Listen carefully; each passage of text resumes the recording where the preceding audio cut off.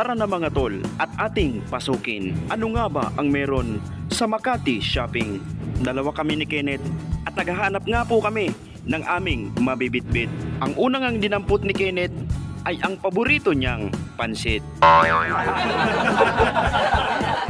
Dito nga po pala sa Makati Shopping ay napakaraming kakanin.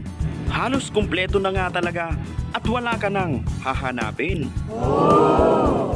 Ang inyo pong Manoy Buboy ay dating batang palaboy. Maihahalin tulad nyo siya sa isang kawawang cowboy. Ang bubblegum niya ay champoy at pananghalian niya ay palaging kamuting kahoy. Laguna, nang ikaw ay marating ko. Ang hilig ko sa pagkain ay biglang nagbago sapagkat halos lahat na nandito ang mga pagkain ay kompleto. Nung napadpad naman po ako sa Yanbo